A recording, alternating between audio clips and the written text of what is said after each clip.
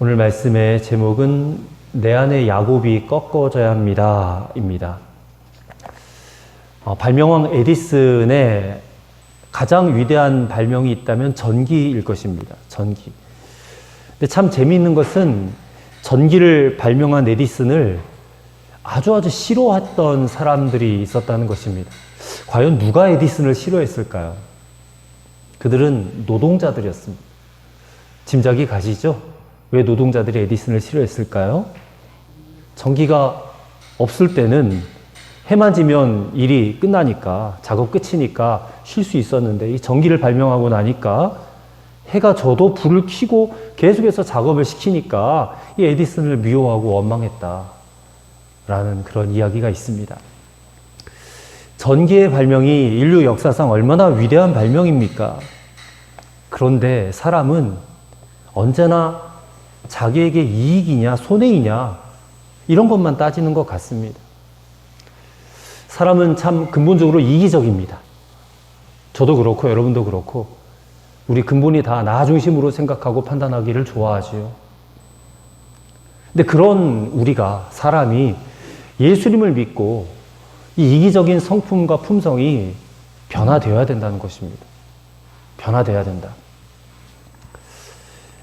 오늘 본문의 주인공이 야곱은 믿음의 조상입니다.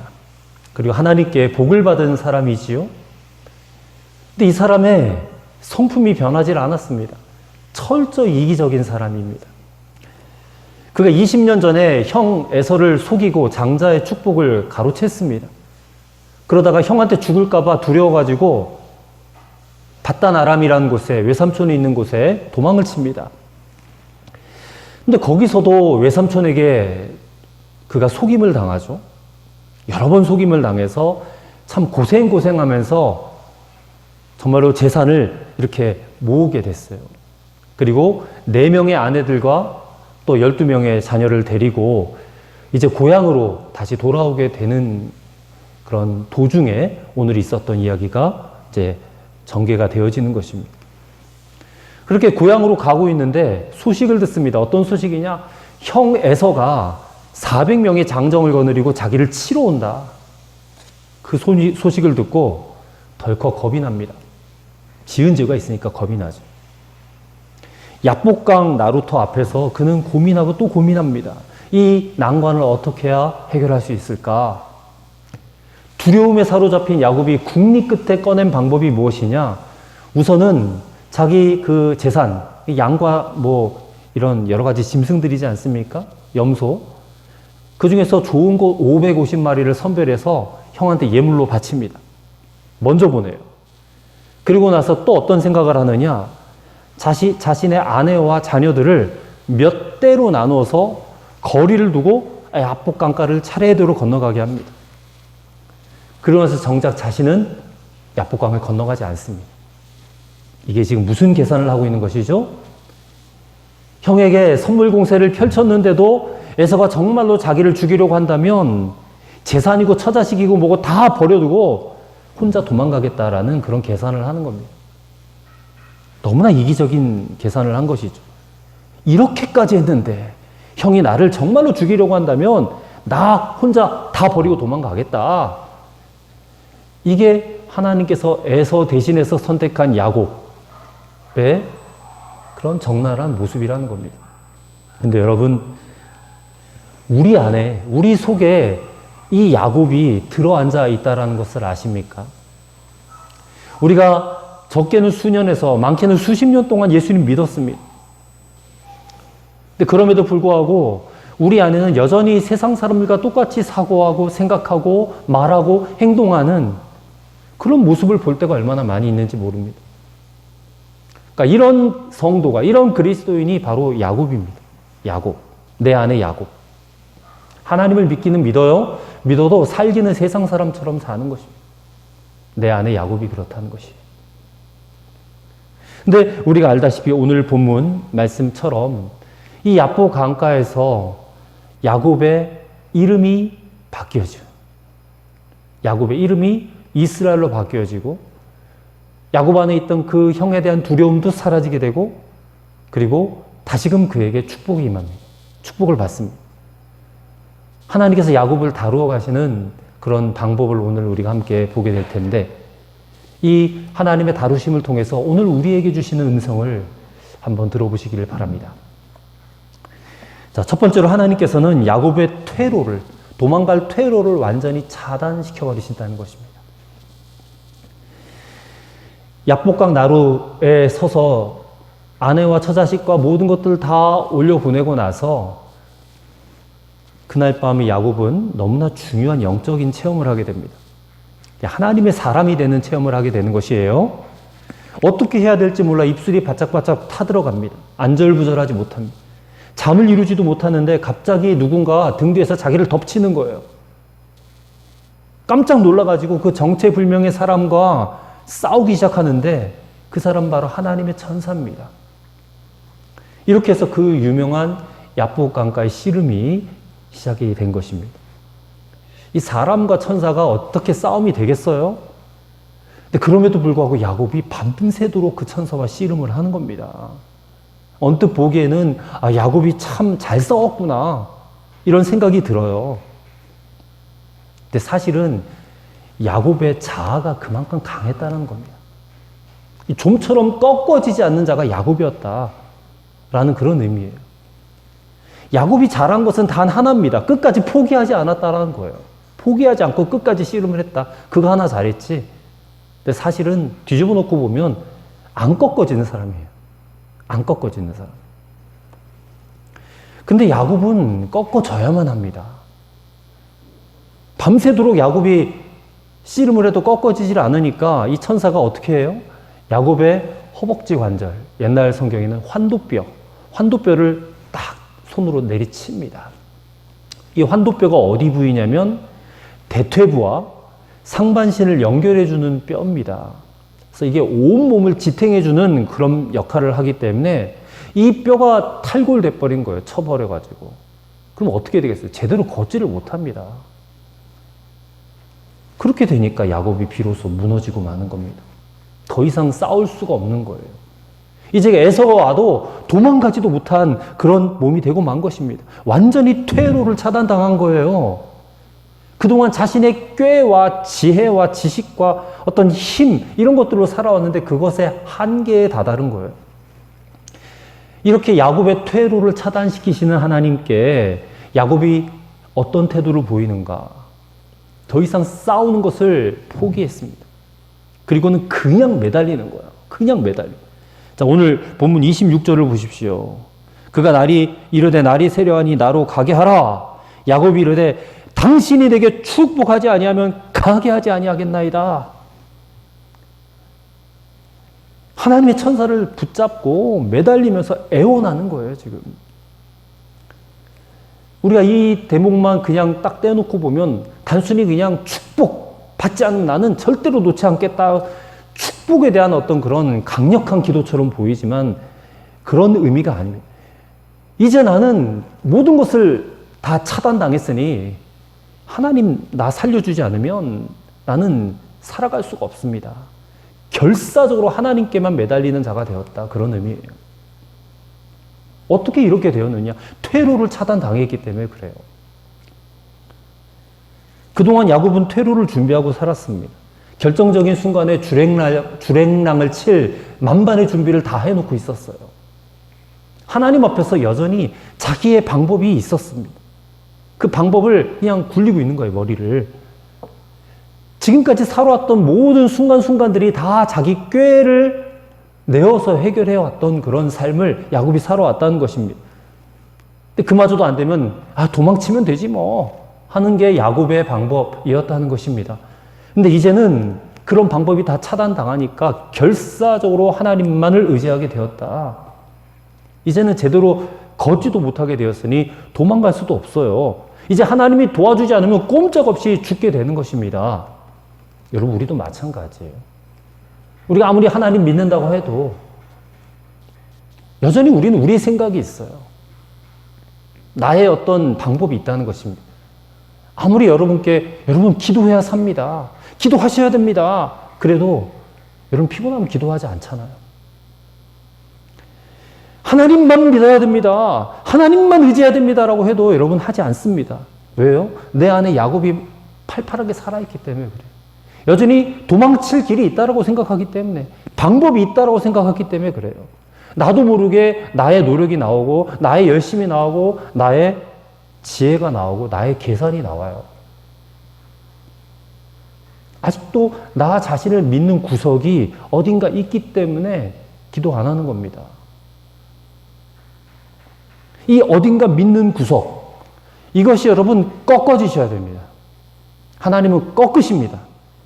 그래야 여러분이 하나님을 완전히 의지할 수가 있습니다. 하나님 앞에 정말 야곱처럼 애원하면서 매달리면서 기도할 수 있게 된다는 것입니다. 하나님 우리를 그런 상태로까지 몰아가십니다. 기어코 그 자아를 꺾으시는 하나님, 그 하나님이 여러분 야속하게 여겨지지 않으시게 되기를 바랍니다. 하나님 앞에 두 손 들고 나와야 우리가 살거든요. 퇴로를 차단시키시고 결국 하나님만을 붙들 수밖에 없게 만드시는 하나님의 이 방법이 여러분 은혜인 것을 믿으시기를 바랍니다. 두 번째로 하나님은 어떤 방법을 취하시냐? 하나님에게 결국 무릎 꿇고 항복하게 하심으로 이기게 하신다는 거예요. 도리어 손을 들어주시는 하나님이시라는 거예요. 자, 야곱과 같은 신앙생활하는 그런 교우들이, 성도들이 많이 있어요. 근데 반드시 이것을 깨달아야 됩니다. 너무 중요합니다. 여러분, 신앙생활은 그저 이 한평생 잘 살아보려고 또 행복해 보려고 야곱처럼 싸우고 발버둥 치는 것 아닙니다. 그건 잘못된 길을 가고 있는 겁니다. 우리는 어떻게 해야 돼요? 오늘 이 환도뼈가 부러진 위골된 야곱이 지금 천사를 붙잡고 애원하듯이 하나님이 나를 축복해 주지 아니하시면 나는 살 수가 없습니다. 라고 하나님 앞에 항복하고 철저하게 하나님 앞에 매달리고 붙잡는 것밖에 없어요. 여러분, 하나님의 옷자락을 붙잡으셔야 됩니다. 신약 성경에 유명한 옷자락 붙잡은 여인이 나오죠. 12의 혈류병 걸린 여인. 그 여인도 마지막 최후의 순간 예수님밖에 없었잖아요. 그래서 예수님의 옷자락을 붙잡은 거예요. 이 옷자락을 붙잡으면 내가 낫게 될 것이라고 믿었기 때문에 오늘 우리에게 그런 믿음이 있느냐는 거예요. 그런 믿음이. 그렇게 하나님을 붙잡고 매달리니까 하나님께서 맨 먼저 행하신 것이 뭐냐? 야곱의 이름을 바꿔주시는 거예요. 여러분, 야곱이라는 이름의 뜻을 아시죠? 속이는 자, 남의 뒤통수 치는 자, 이런 뜻이거든요. 어떻게 아들 이름을 이렇게 졌나 몰라. 속이는 자라는 이름이에요. 근데 이스라엘로 이름을 바꾸십니다. 이스라엘은 무슨 뜻입니까? 오늘 말씀에 나오죠.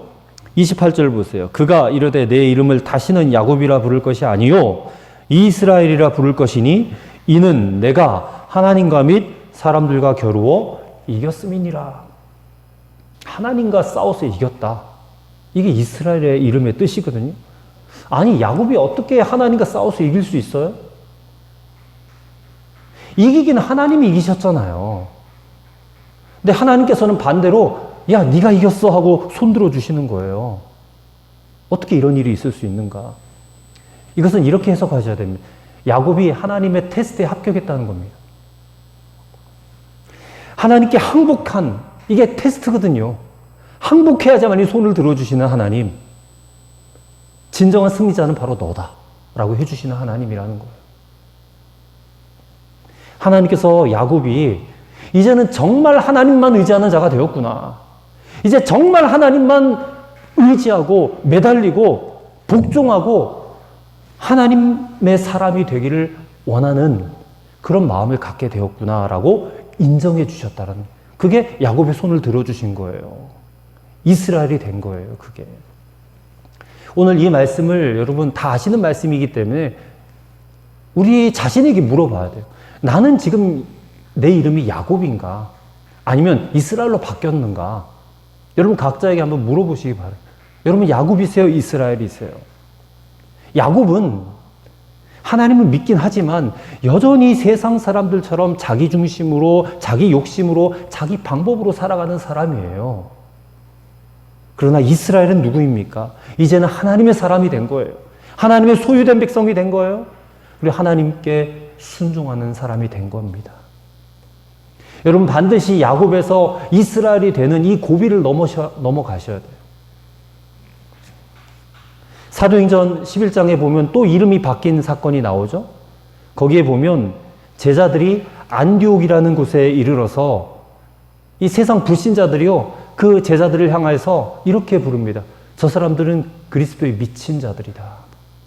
그 말이 바로 그리스도인이라는 말이에요. 제자들의 이름이 비로소 그리스도인이라고 이름이 붙여지는 역사적인 순간이 사도행전 11장에 기록이 되어 있어요. 그리스도인 하면 고상한 표현처럼 보이지만 그리스도에게 돌아버렸다는 거예요. 미쳐버렸다. 근데 이런 변화가 우리에게도 있어야 된다는 거예요. 여러분, 그저 교회 다니는 교인으로만 머물러 계시겠습니까? 교회 다니는 교인? 썬데이 크리스찬? 아니면 그리스도인이라는 이름을 가지고 세상 속에서 여러분 승리하는 승리자가 되시겠습니까? 이름의 변화가 있어야 돼요. 이름의 변화가 곧 믿음의 변화이고 본질의 변화라는 것이에요. 하나님 없는 나, 정말 아무것도 아닌 존재입니다. 여러분의 인생에 하나님 빼버리면 아무것도 아니에요, 여러분. 근데 여러분 인생에 하나님이 함께 하세요. 임마누엘 하나님이 함께 하시면 여러분 우리는 두려울 곳이 없는 존재가 되는 것입니다. 아멘이시죠? 자, 오늘 본문을 자세히 보면 이 야복 강가의 씨름이 야곱이 먼저 시작한 싸움 아닙니다. 이 씨름은 하나님이 먼저 걸어온 싸움이에요. 흔히 야복 강가에서 야곱이 하나님께 매달려서 기도해서 축복을 받았다 이렇게 해석을 하지만 싸움을 먼저 건 쪽은 야곱이 아니라 하나님이셨다는 것입니다. 하나님이 도대체 야곱을 어떻게 하시려고 먼저 싸움을 걸어오셨는가? 이유는 분명합니다. 이제 더 이상 너 야곱으로 살면 안 돼. 야곱으로 살지 마. 그거 바꾸시려고 싸움을 걸어오신 거예요. 너 이제 변화되어야 될 때가 되었어. 아직까지도 변화되지 않고 이렇게 살면 안 된단 말이야. 하나님을 믿어도 온전히 믿지 못하는 야곱에게 하나님이 먼저 걸어오신 싸움이다. 근데 여러분, 요즘 하나님께서 여러분들에게 싸움 걸어오지 않으세요? 야곱에 하신 것처럼? 여러분에게 싸움을 걸어오실 겁니다. 여러분 말하지 않아도. 어느 순간 불현듯이 여러분 마음에 내가 이렇게 살아서는 안 되는데 이런 생각 들어오지 않아요? 근데 이제 변화돼야 되는데 진짜 이런 생각이 들어오면 하나님 여러분에게 싸움 걸어오시는 거예요. 밤에 잠이 잘 안 와요. 막 숨이 멈출 듯이 막 그렇게 답답해요. 막 어디론가 도망치고 싶을 때가 있지 않습니까? 아, 이러다가 내가 큰 사고라도 치지. 이런 불안한 마음이 들어올 때, 그때 하나님이 여러분에게 씨름을 걸어오시는 때라고 깨달으면 정확해요. 정확합니다. 지금 여러분의 모습이 야복 강가에 서성이고 있는 야곱입니다. 하나님이 왜 우리에게 싸움을 걸어오실까요?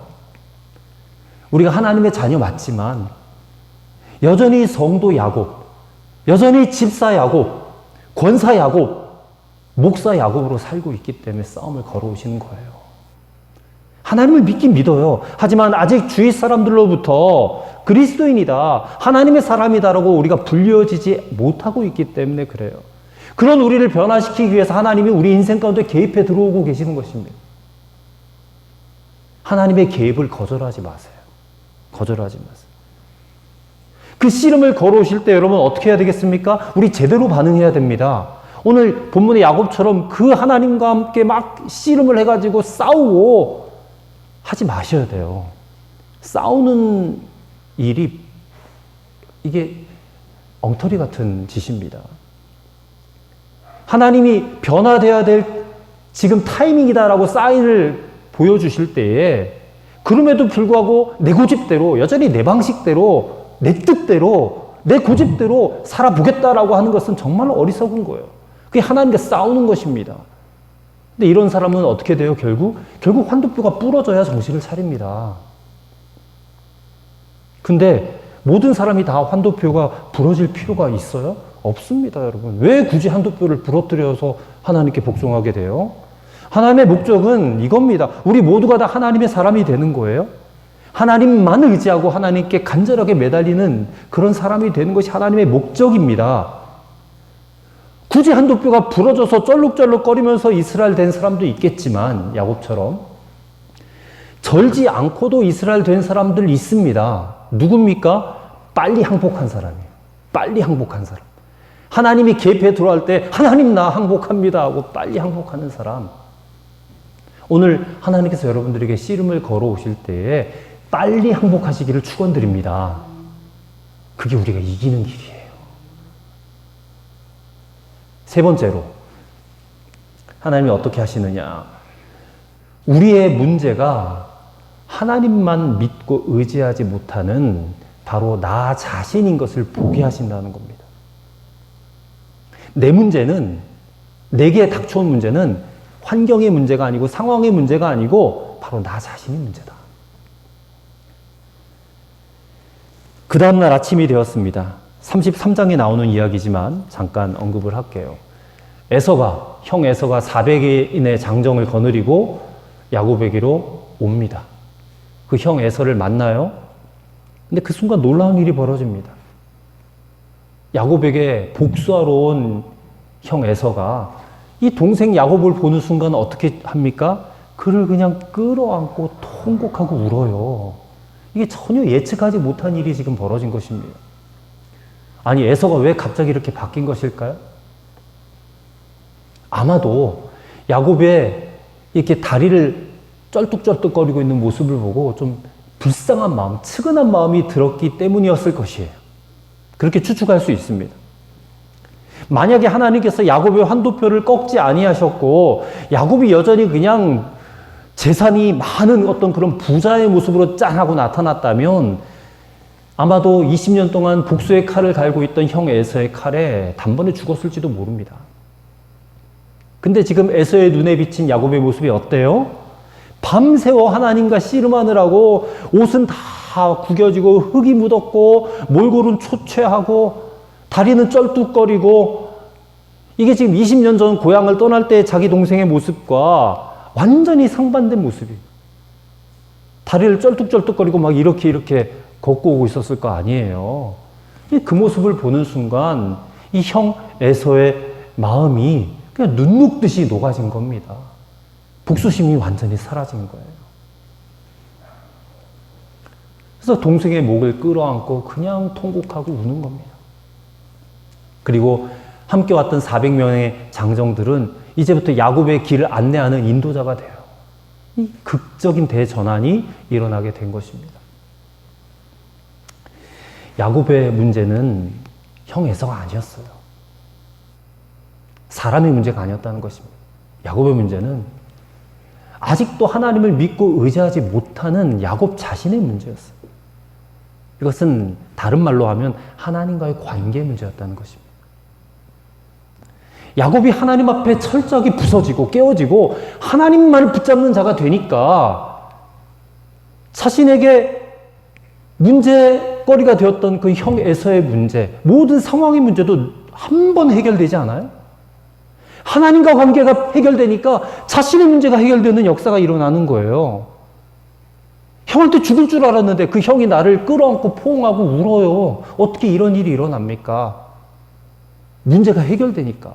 누구와의 문제예요? 하나님과의 문제가, 관계의 문제가 해결되니까. 우리의 문제도 마찬가지입니다. 여러분은 여러분의 남편과 아내가 문제라고 생각할 거예요. 자식들이 문제라고 생각할 겁니다. 부모님이 문제라고 생각할 거예요. 돈이 없는 게 문제라고 생각하고, 가난이 문제라고 생각하고, 질병이 문제라고 생각할 겁니다. 근데 그거 문제 아닙니다. 그는 우리를 현혹하는 거예요. 이런 문제들은 우리를 하나님과 대면하도록 만들어가는 계기가 될 뿐입니다. 하나님 앞에 나갈 수 있도록 만들어가는 계기예요. 그런 것들은. 그게 진짜 문제라고 여러분 속지 마셔야 됩니다. 6년 전에 벌써 지나갔죠. 개척하기 위해서 여기 왔는데 제가 권사님하고 여기 왔었는데 처음 와서 봤을 때 뭐 예배당 엉망진창, 정말 지저분하고 막 환경 자체가 도저히 예배를 드릴 수 없는 그런 공간이었어요. 이거를 어떻게 다 수리하고 고쳐가지고 예배를 드려야 되나, 비용 문제는 어떡하나. 어쨌든 견적은 뽑아서 갔는데 뭐 지금에 와서 돌아보니까 하나님이 다 해결해 주셨거든요. 지금 너무나 깨끗한 공간에서 우리가 예배를 드리고 있습니다. 그래서 하나의 문제가 해결되니까 이제 예배당을 채워야 돼요. 사람만 오면 되겠구나. 교회의 빈자리에 정말 하나님을 예배하는 예배자들이 숲을 이루는 그런 이제 꿈을 꾸면서 기도하면서 전도를 해왔어요. 근데 지금 여러분 보시다시피 여전히 교회의 빈자리는 채워질 기미가 보이지 않습니다. 그래서 끊임없이 이게 반복이 돼요. 어떨 때는 충만했다가 어떨 때는 또 걱정과 염려를 붙들렸다가 두려웠다가 이러다가 목회 실패해서 교회 문 닫으면 어떡하지? 이런 생각도 하고 별의별 생각들이 제 안에 다 들어옵니다. 잠언 말씀을 찾아서 읽어봤습니다. 잠언 10장 22절에 여호와께서 복을 주심으로 사람으로 부하게 하시고 근심을 겸하여 주지 아니하시느니라. 이 말씀이 너무나 은혜가 됐어요. 여호와께서 사람으로 부하게 하신다. 근심을 겸하여 주지 아니하신다. 근데 왜 나는 여전히 근심이 있지? 분명히 하나님의 역사는 일어나고 있는데 내 안에는 여전히 근심이 있는 거예요. 근데 이런 근심, 걱정들이 하나님이 주신 것이 아니다라는 것이 금방 깨달아졌습니다. 근데 그럼에도 불구하고 왜 끊임없이 걱정이 일어날까? 내가 이 교회를 채워야 된다라는 그런 생각이 너무 컸기 때문에 그렇다라는 겁니다. 내가 이 교회를 채워야 된다? 그거는 내가 할 수 있는 일이 아니라 주님이 하셔야 되는 일인데, 교회를 성도로 가득 채우는 것은 제 목회의 목표가 아니다라는 사실이 깨달아졌어요. 그렇다고 아무도 노력도 안 하겠다 이런 얘기는 아닙니다. 내가 할 수 있는 일을 해야죠. 하지만 성도들을 교회로 이끌어오고 회심시키는 일은 주님이 하시는 일입니다. 최근에 몇 분들하고 전화통화를 하면서 우리 교회 사정을 놓고 기도해달라고 제가 말씀을 드리니까 목사님 걱정하지 마세요. 목사님이 걱정하실 일이 아니에요. 그는 주님이 하실 일입니다. 분명히 그분이 저에게 주의 음성을 들려주시는 거예요. 저는 그냥 아멘만 했습니다. 주님이 하시겠지. 주님이 하시겠지. 그렇다면 우리에게 중요한 것은 뭔가? 정말 우리에게 중요한 것은 저나 여러분들이나 하나님과의 관계가 똑바로 돼야 된다는 겁니다. 이게 정말 중요한. 저도 마찬가지예요. 저도 목사지만 하나님 앞에는 저도 성도잖아요. 저도 하나님과 관계가 바로 돼야 되고, 여러분도 여러분의 일상 삶의 삶 가운데서 하나님과 똑바른 관계를 맺고 살아가는 거예요. 이게 분명하게 되는 것이 진짜 중요한 일이구나. 그래서 저는 여기 계신 여러분들에게 큰 기대가 있습니다. 그 기대는 여러분들이 전도를 많이 해오는 그런 교인이 되는 것 아니고, 헌금을 많이 하는 교인이 되는 건 아닙니다. 그런 기대하지 않습니다. 저는 여러분 각자가 하나님과 바른 관계를 맺고 살기를 기대합니다. 꼭 그렇게 되시기를 축복합니다. 마귀는 끊임없이 사람을 쳐다보게 하고 환경을 쳐다보게 해요. 그건 제가 겪은 일입니다. 이 환경을 보면서 자꾸 걱정이 들어오니까 끊임없이 두려움을 줘요. 염려와 걱정으로 시달리게 합니다. 근데 그렇게 마귀가 할 수 있는 이유가 뭐냐? 내 자아가 살아있기 때문에 그래요. 내가 여전히 자아중심이기 때문에 그래요. 근데 우리가 복음을 다 알지 않습니까? 예수 그리스도의 십자가의 복음을 알고 있잖아요. 우리에게 복음이 무엇입니까? 나는 십자가에서 죽었다는 거예요. 그리고 예수님의 생명으로 다시 살아났다는 겁니다. 이제 내가 사는 것은 내가 사는 것이 아니라 예수님의 생명으로 살아가게 되었다는 거예요.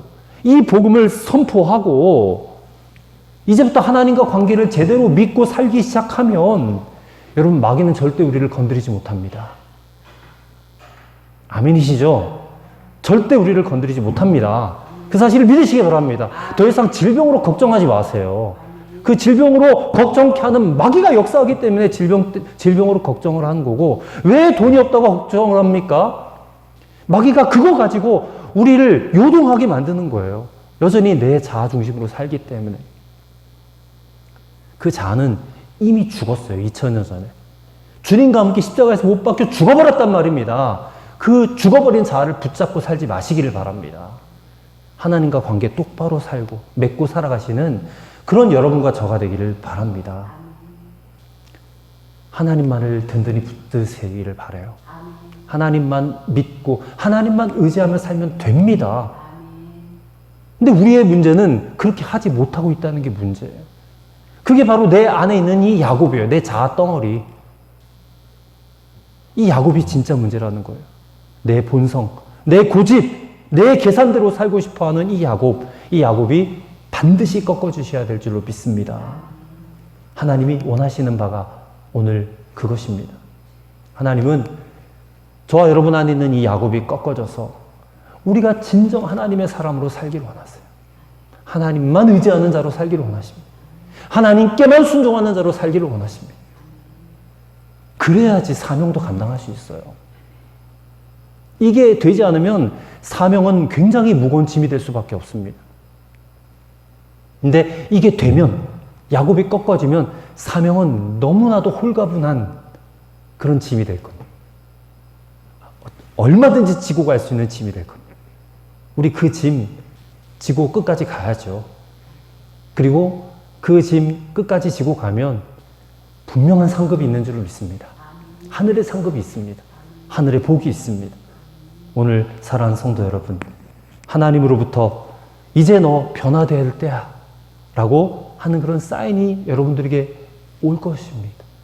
그때 하나님과 싸우지 마시고 포기하고 하나님 앞에 항복하고 나 하나님 없이는 못 살아요 하고 강력하게 하나님께 매달리고 붙잡는 그런 여러분과 저가 되기를 바랍니다. 하나님 내 안에 야곱이 꺾어지게 하시고 이제 이스라엘이 세워지게 하여 주옵소서. 그렇게 간절하게 기도하시는 여러분과 저가 되기를 주님의 이름으로 간절히 부탁을 드립니다. 기도하겠습니다. 하나님, 여전히 우리 안에는 야곱이 강하게 역사하는 것을 깨닫습니다. 예배 드리러 나올 때도 야곱은 역사하였고, 헌금을 드릴 때도 야곱이 역사하였고, 일상생활을 살아갈 때도 끊임없이 야곱은 우리 안에서 역사하고 있음을 깨닫습니다. 왜 이렇게 우리의 자아가 살아있는지, 왜 이렇게 우리의 고집은 팔팔하게 살아있는지 답답하기만 합니다. 하지만 주님, 약복강가의 야곱과 같이 우리도 하나님을 붙잡고 싶습니다. 지금부터 영원까지 하나님만을 붙잡고 살기 원합니다. 우리 가족들에게, 이웃들에게, 교우들에게 하나님의 사람이라고 불리어지기를 원합니다. 하나님, 이제 하나님의 사람으로 세워지게 하시옵소서. 하나님만 의지하는 사람으로 살게 하여 주시옵소서. 하나님께 순종하는 자로 살게 하여 주시옵소서. 넉넉히 감당하고 하늘의 복도, 상급도 누릴 수 있게 도와주옵소서. 감사드리며 예수님 이름으로 기도하옵나이다. 아멘.